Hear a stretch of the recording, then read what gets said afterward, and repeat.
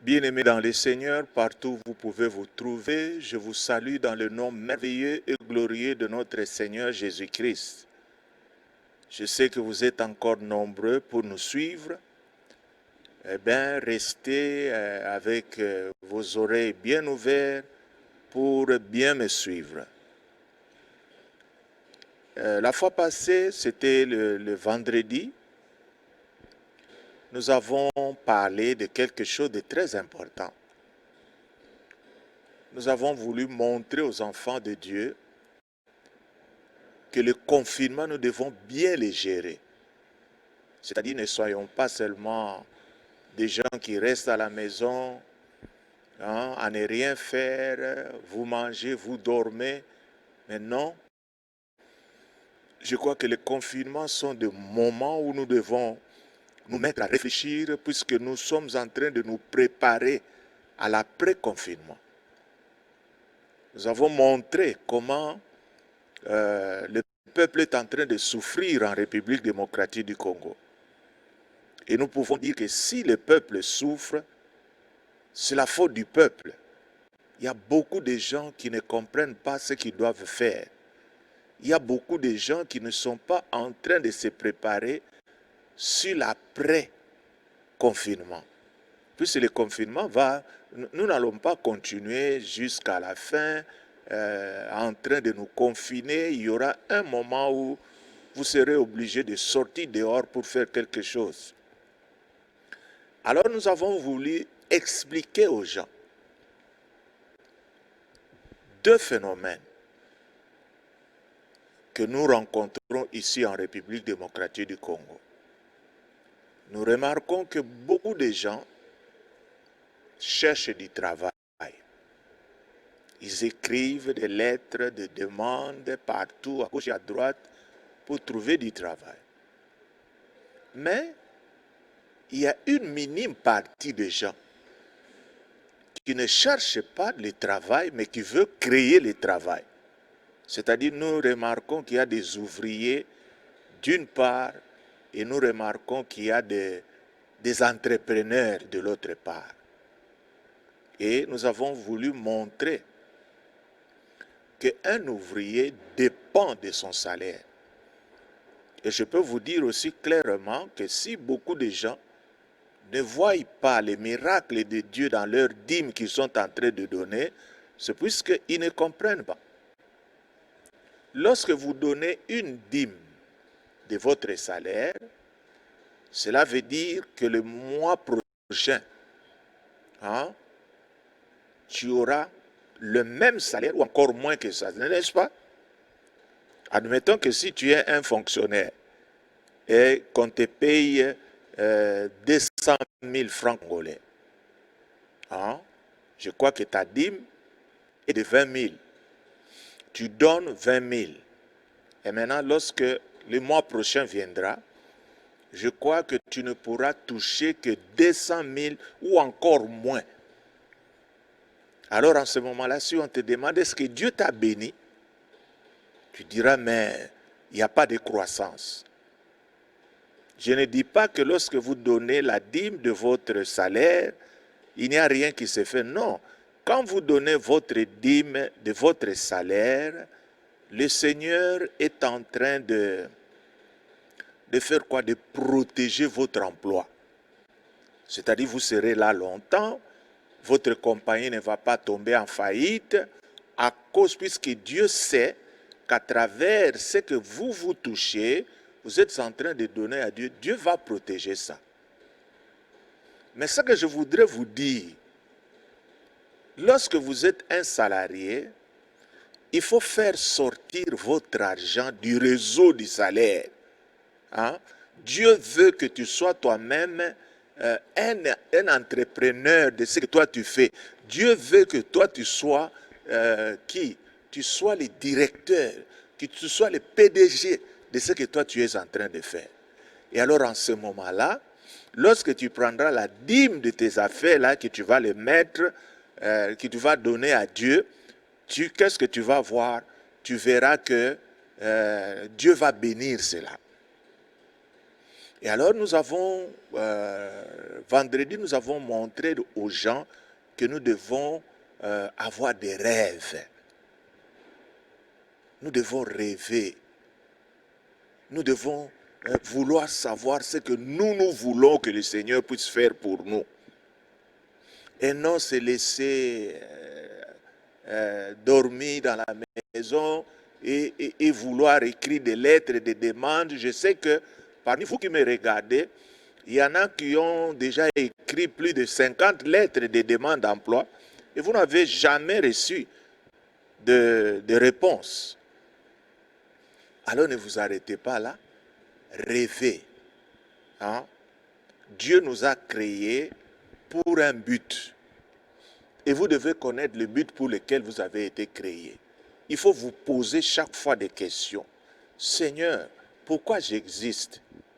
Et si j'existe, c'est pour faire quoi?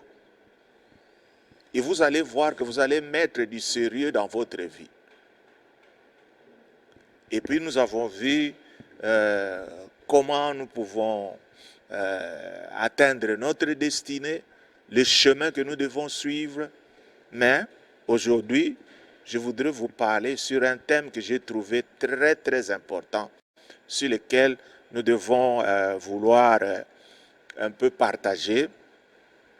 J'ai voulu qu'on puisse parler sur les changements d'attitude ou encore les changements de mentalité.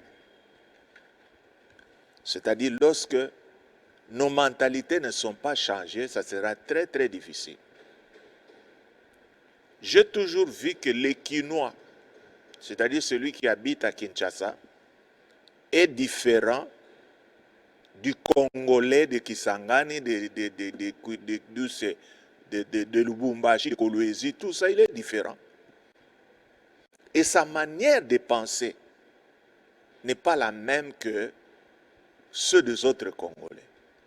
Même si vous allez en Europe, vous allez voir que les Quinois ont leur mode de vie qui n'est pas le même que le mode que les autres sont en train de vivre.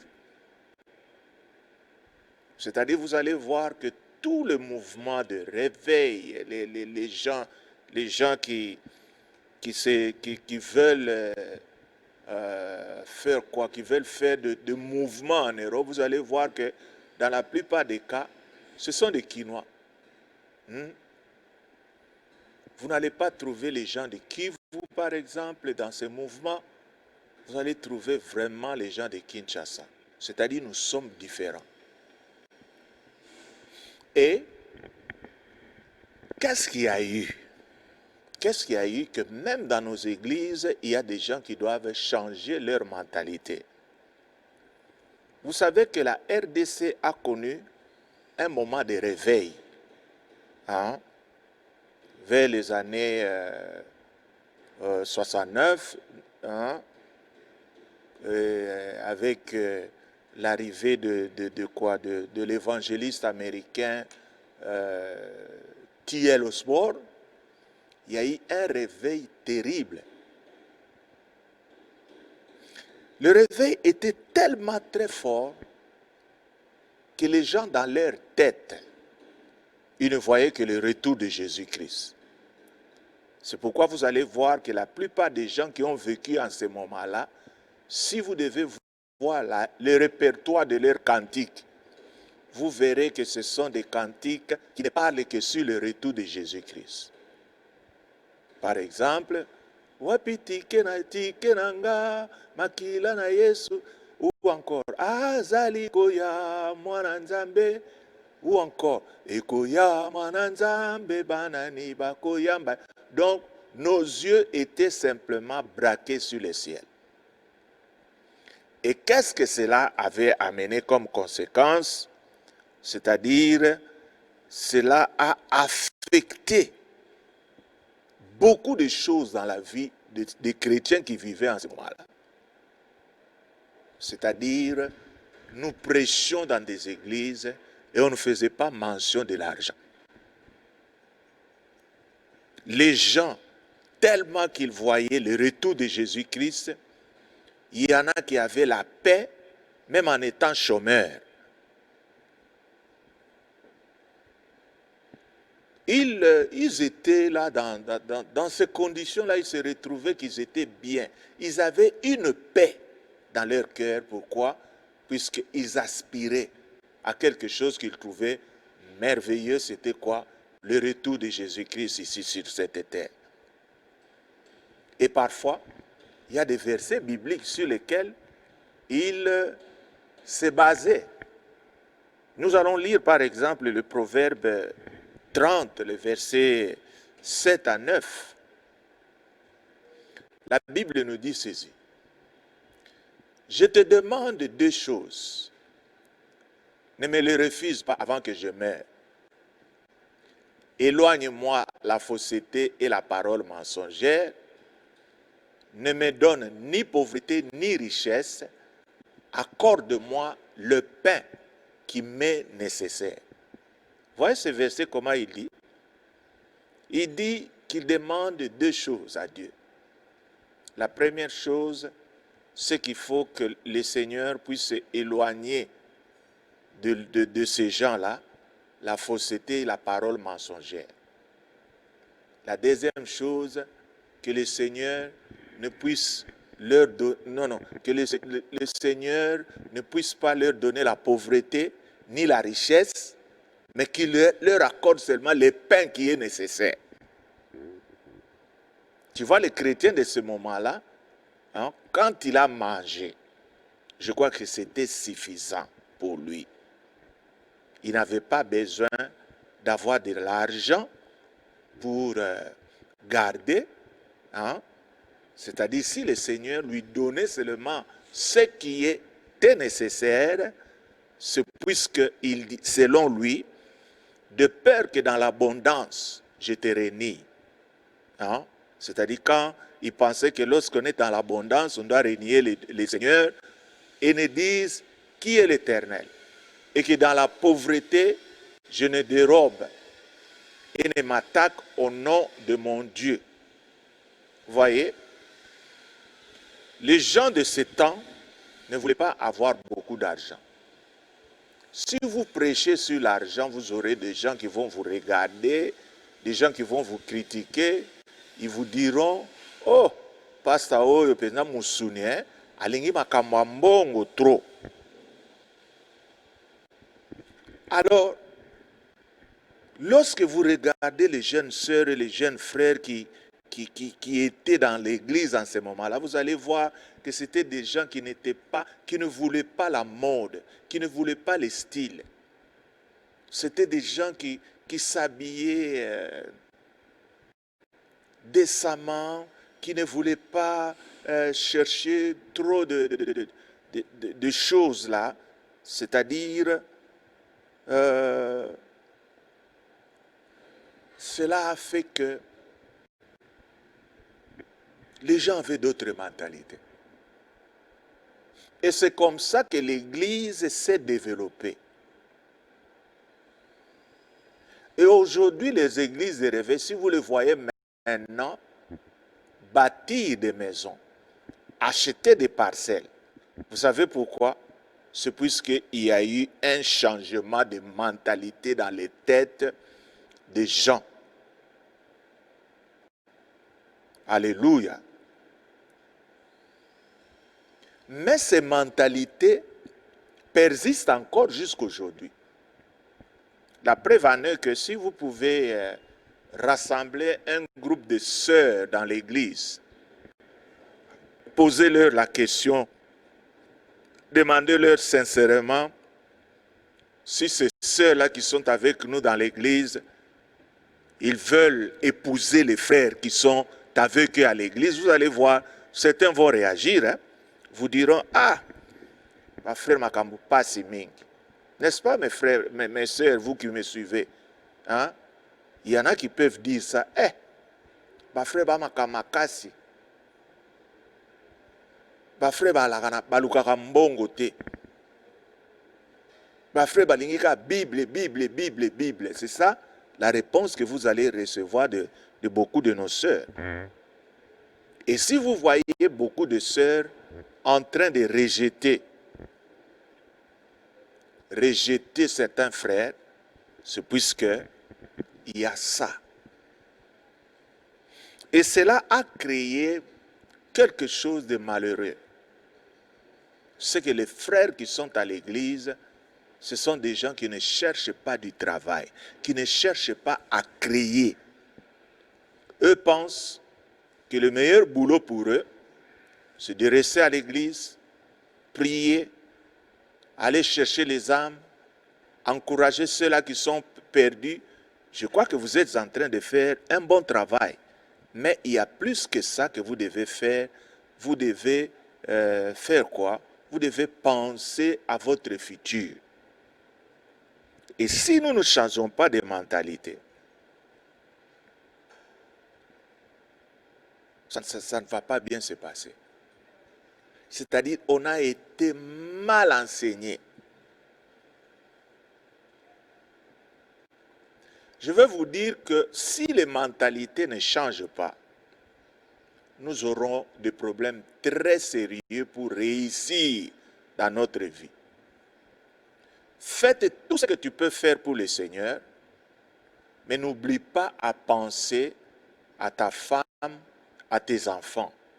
N'oublie pas à penser à ton futur à toi. Puisque aujourd'hui, si vous voyez que dans nos églises d'aujourd'hui, si vous voyez qu'il y a la jalousie à l'extrême, c'est puisque les gens ont été mal enseignés. Si tu es mal enseigné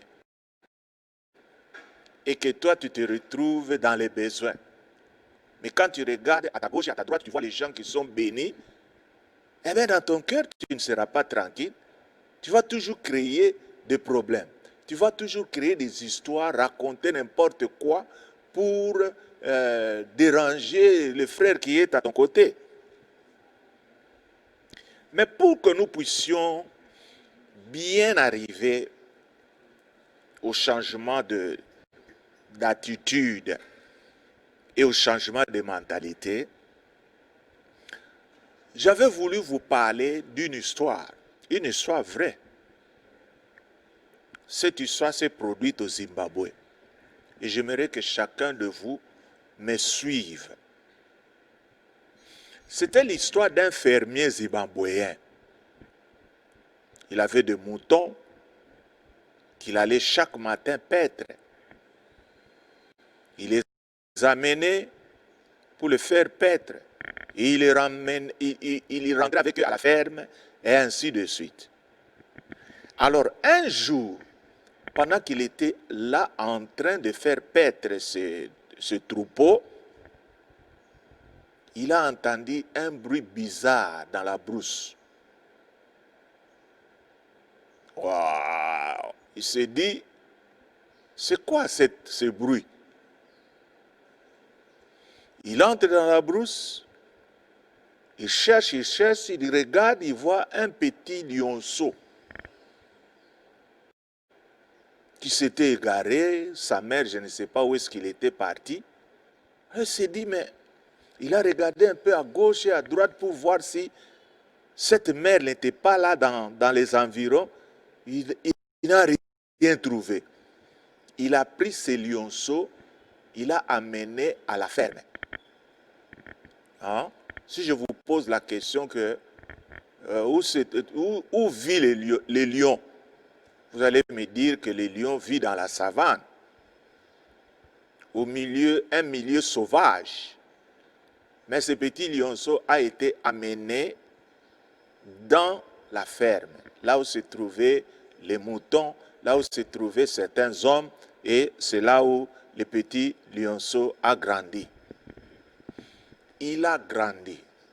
On lui donnait du lait, et quand il est devenu un peu plus grand, c'est-à-dire quand ce monsieur sortait pour aller faire paître son troupeau, il voyait ce petit lion-là aussi suivre ce troupeau.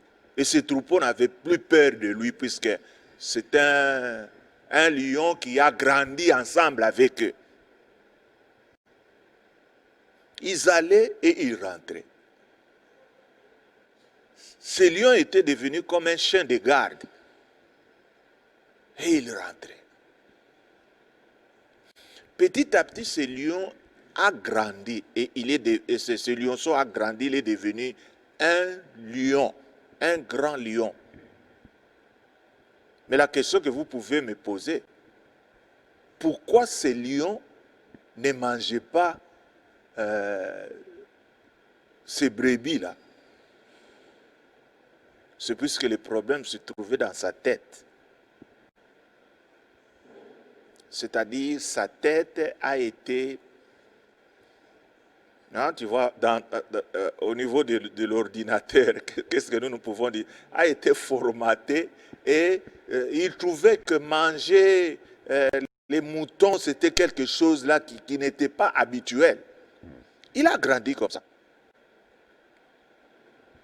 Et un jour, pendant qu'ils étaient en train de paître, il y a eu un lion qui a rugi de loin.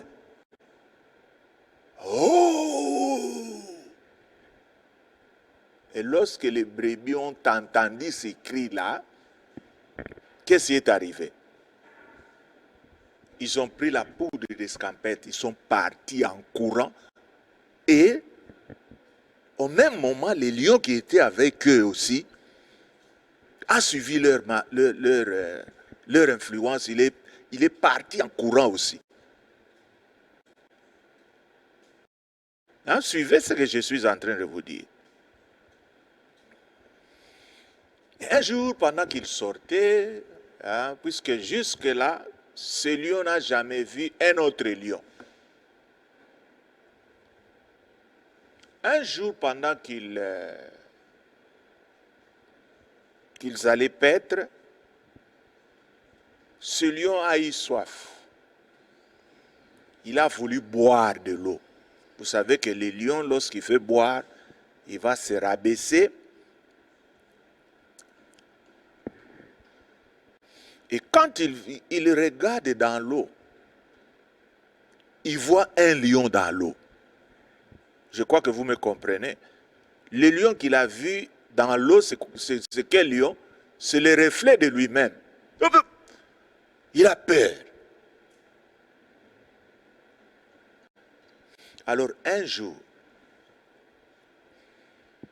pendant qu'il se promenait, le lion là se promenait, il est tombé face à face avec l'autre lion là, celui qui rugissait. Et le lion a vu qu'il était en présence de son frère. Il a commencé à rugir. Oh!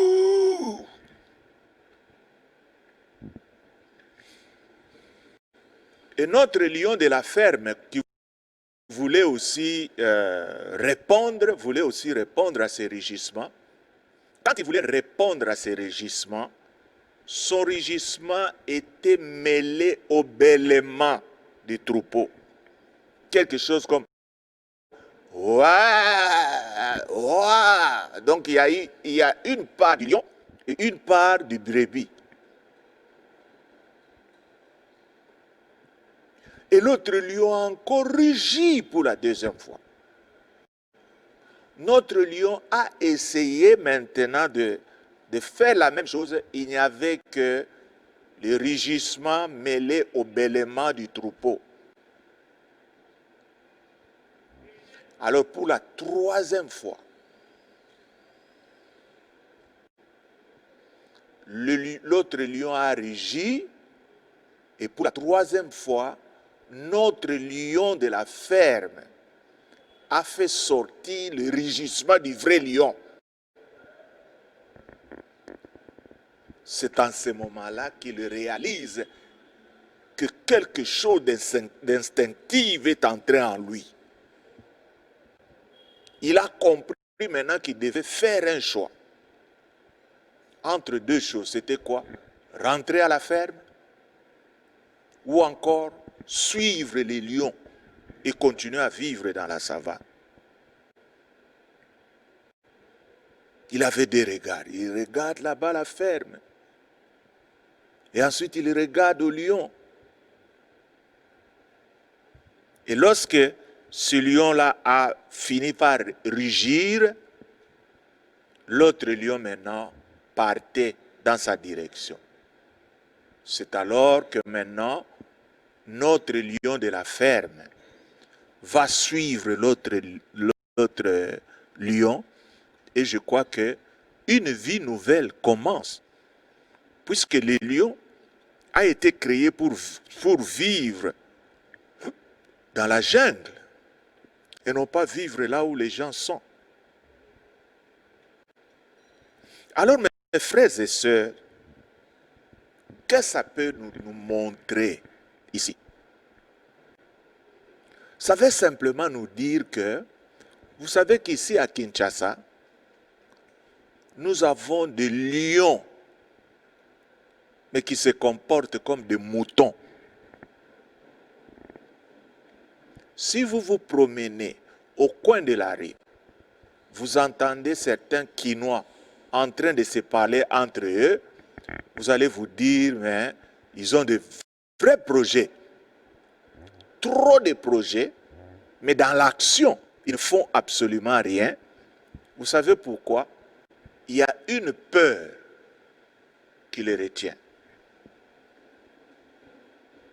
Et si ces gens-là qui raisonnent bien, pour qu'ils puissent bien agir dans leur vie, il faut d'abord attaquer la peur. Je crois qu'à partir de ce jour-là, je crois que notre lion de la ferme n'avait plus peur. Quand il voit l'antilope, il le poursuivait, il l'attrapait, il le mangeait. Pourquoi? C'est puisque son attitude avait changé. Il y a beaucoup de gens qui sont des moutons,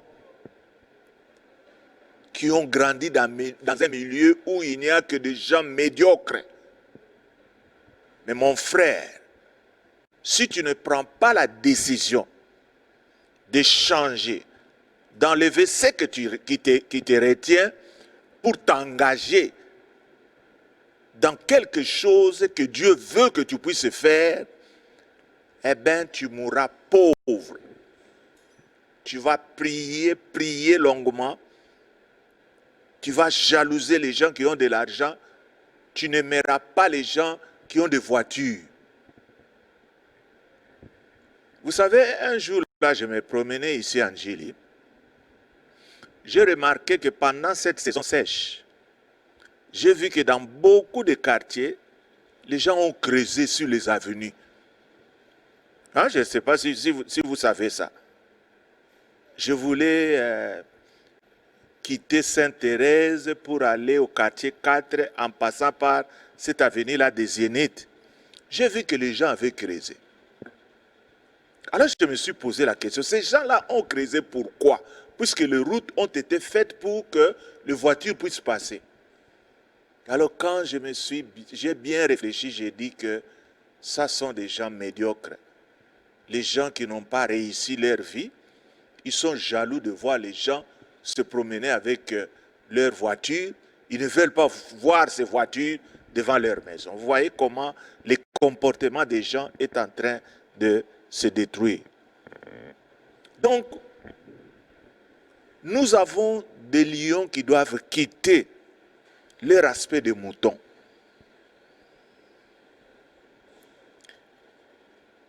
Je vais vous donner un exemple de quelqu'un qui avait peur aussi comme toi. C'était qui? C'était Moïse. Moïse était peureux. Lorsque nous lisons dans Exode chapitre 2, du verset 11 au verset 15, la Bible nous montre quelque chose que nous devons savoir.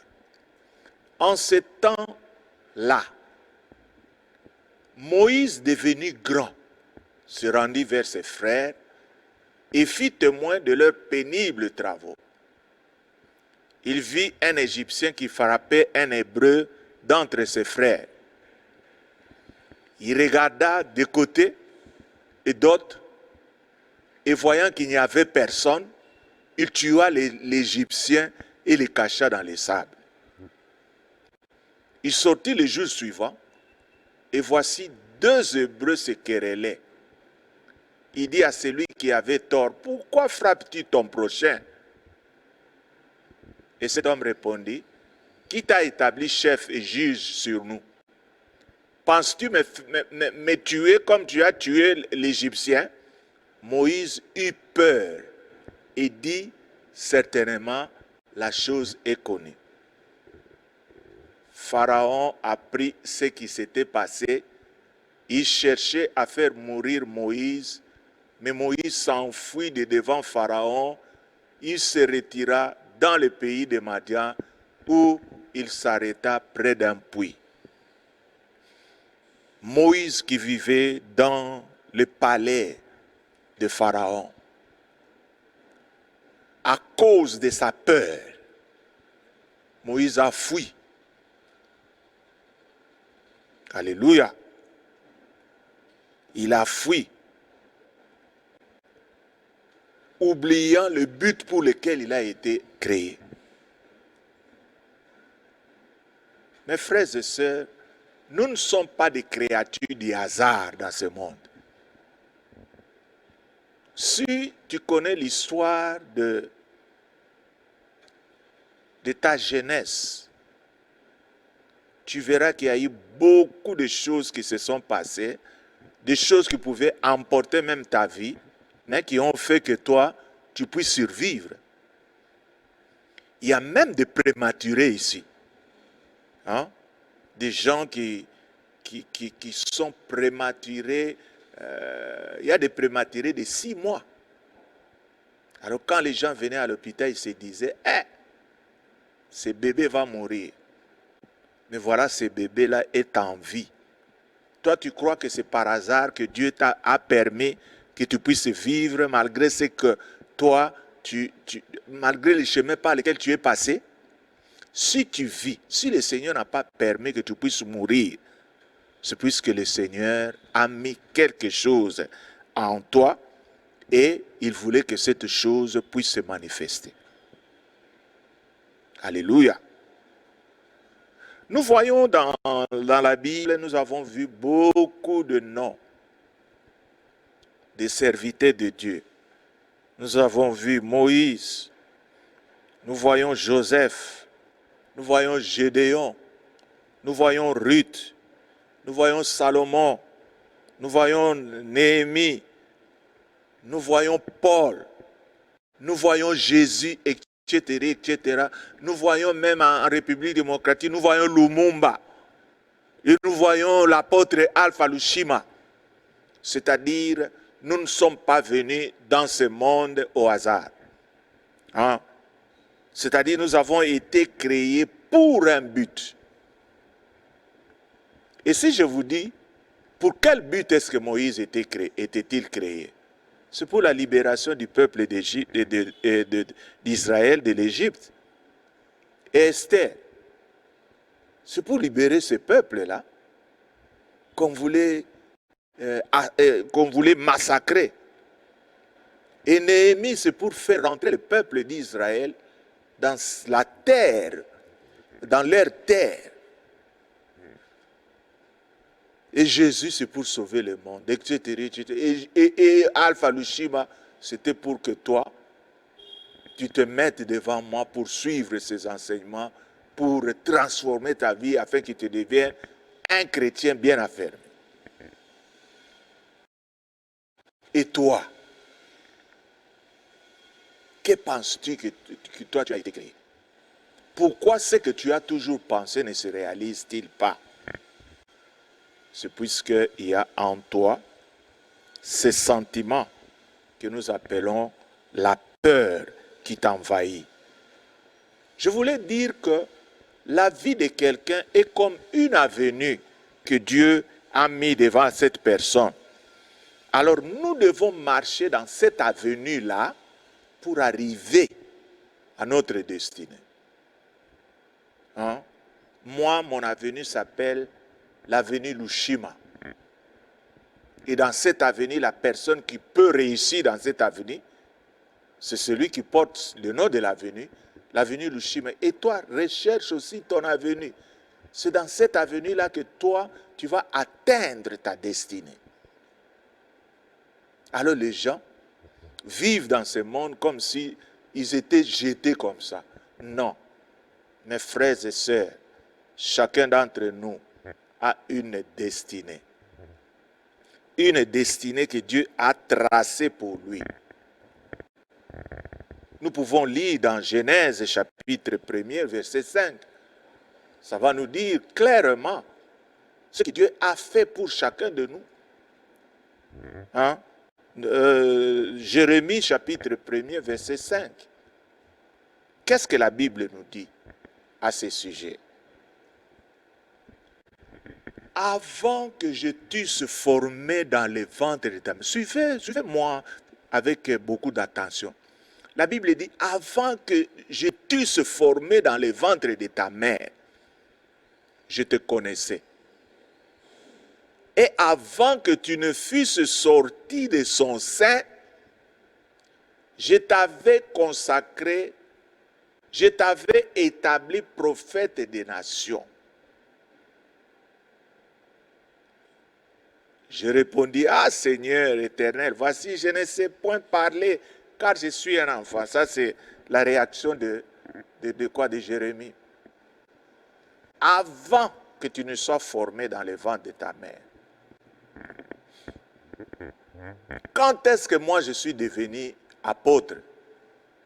C'est avant que mon père puisse avoir l'idée d'épouser ma mère, c'est-à-dire dans les plans de Dieu. Il savait que dans cette famille naîtra un homme et que cet homme s'appellerait Lushima Alpha et cet homme serait mon serviteur, il ferait de grandes choses et à travers lui, on bâtirait un grand temple du côté d'Enjili. À travers lui, plusieurs personnes devaient donner leur vie à Jésus-Christ et à partir de lui, beaucoup d'autres églises s'ouvriront dans le monde entier à partir de... Donc ça, ce sont des choses que Dieu savait avant même que je ne sois pas né.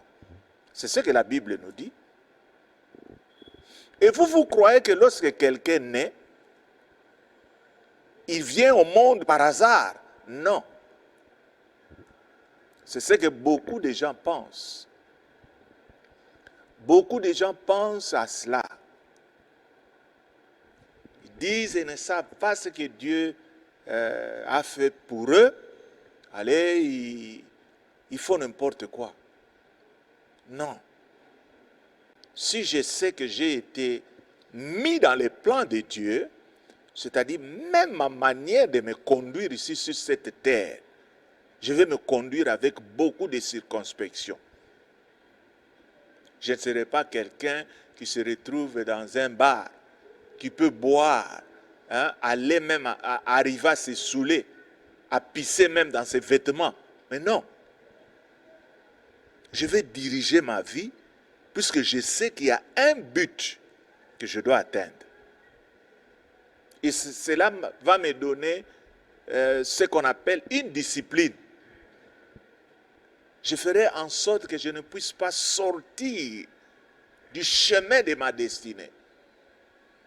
Que je puisse être toujours en bon terme avec Dieu, afin que ce que Dieu a prévu pour moi, la destinée que Dieu a placée devant moi, que je puisse l'atteindre. Dieu nous a créés comme des produits finis.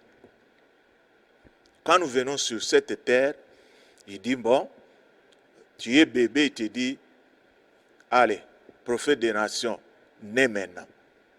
Mais qui fera en sorte que ce que Dieu a dit puisse s'accomplir? C'est la personne elle-même. Alléluia. Nous allons lire certains textes qui vont nous montrer qu'effectivement nous sommes des produits finis. Nous allons lire dans Exode 46, les versets 9 et 10. Et vous allez entendre ce que la parole de Dieu nous dit. Et je te dis, mon frère, tu dois prendre ta vie au sérieux. Puisque Dieu veut faire de grandes choses avec toi. Souvenez-vous de ce qui s'est passé dans les temps anciens.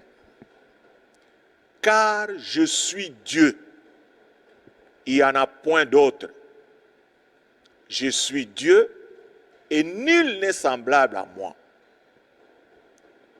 J'annonce dès le commencement ce qui doit arriver. Suivez cette phrase, mes frères et sœurs. J'annonce dès le commencement ce qui doit arriver. Et longtemps d'avance ce qui n'est pas encore accompli. Je dis, mes arrêts subsisteront et j'exécuterai toute ma volonté. J'annonce dès le commencement ce qui doit arriver. Qu'est-ce que cela veut dire? C'est-à-dire, ce qui doit arriver, c'est comme si nous prenons la vie d'un bébé. Ce qui doit arriver, c'est quoi? Ce qui va lui arriver lorsqu'il aura 50 ans, 45 ans, Dieu l'a déjà annoncé. C'est-à-dire, nous sommes des gens qui vivons dans ce monde comme si nous étions dans le courant prophétique de Dieu. C'est-à-dire, Dieu a déjà établi ce qu'il veut que ça nous vienne dans nos vies.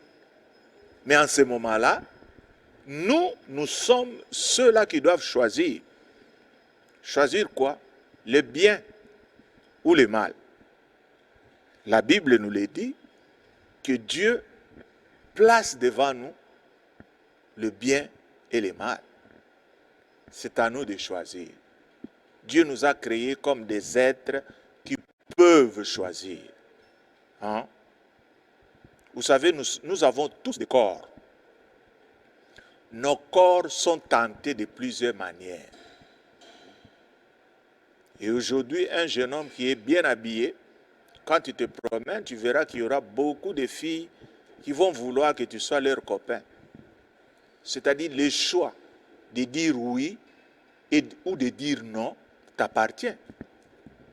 Il y en a d'autres, quand ils voient ça, ils se disent « Ah, la petite, ok, tu fais ton choix, mais les conséquences feront en sorte que tu puisses sortir de ta destinée et que ce que Dieu a prévu pour toi ne puisse pas s'accomplir dans ta vie. » Alors, mes frères et sœurs, nous devons changer nos attitudes. Si tu étais quelqu'un qui buvait, je crois qu'après le confinement, il faut que tu changes ta manière de se comporter. Tu dois penser qu'un jour, tu vas te marier. Tu dois penser qu'un jour, tu auras des enfants. Tu dois penser qu'un jour, tu seras responsable pour nourrir ta femme et ses enfants.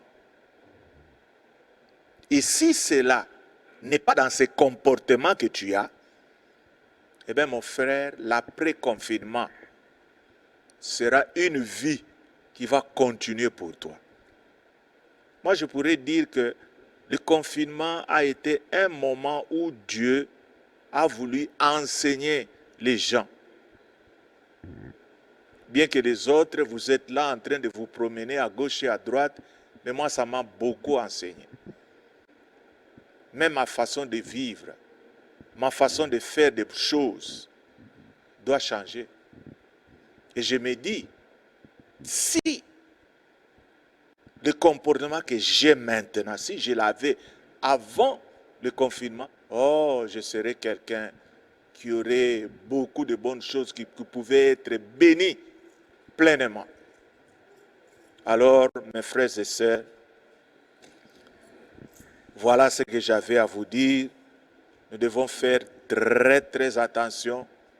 Nous devons changer de comportement. Sinon, nous risquons d'être des gens qui parlent et qui n'agissent pas. Nous risquons de devenir des lions qui ont grandi dans la ferme, des lions qui ont le comportement des moutons. Et là, c'est malheureux. Je crois qu'il y a des cœurs que j'ai touchés. Mais mon frère, si tu veux changer, c'est aujourd'hui. Tu peux prendre cette décision, tu te dis, ah, je me comportais comme quelqu'un qui était en train de marcher dans la vie sans destination fixe. Mais aujourd'hui, je prends la décision.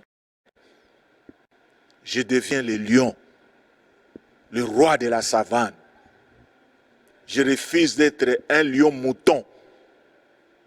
Un lion, lorsqu'il rugit, son rugissement a tendance à avoir les deux sons. Non. Alors, mes frères et sœurs, voilà à quoi je vous appelle. Soyez donc réveillés. Et lorsque le confinement sera parti, que nous soyons des hommes qui vont chercher à faire quelque chose afin que dans ce monde, nous soyons des hommes qui vont faire de grandes choses. Que le Seigneur vous bénisse et nous allons prier pour ça. Éternel notre Père, je voudrais remettre mes frères et sœurs, surtout mes frères de Kinshasa, dont la manière de penser a été engloutie par des boissons alcooliques. Je le remets entièrement entre tes mains. Réveille en eux cet esprit. Donne-leur une autre attitude et qu'ils comprennent que le monde est entre leurs mains. Qu'ils comprennent que Dieu attend qu'ils puissent monter leur stratégie, qu'ils puissent bâtir leurs projets afin que l'Éternel puisse les accomplir. Grand Dieu, je remets la nation congolaise entièrement entre tes mains. Ouvre l'esprit afin que chacun de nous puisse se lancer dans l'entrepreneuriat. Fais qu'en sorte qu'il y ait beaucoup de gens qui retournent dans l'agriculture, qu'ils puissent créer des fermes où ils vont élever, qu'ils puissent apporter quelque chose dans cette société. Je remets chacun d'entre nous entre tes mains. Permets que ce qu'il veut penser soit dirigé par ce qu'il a entendu. Que le Seigneur bénisse son peuple dans le nom glorieux de notre Seigneur Jésus-Christ. Nous avons ainsi prié. Amen. Que le Seigneur vous bénisse.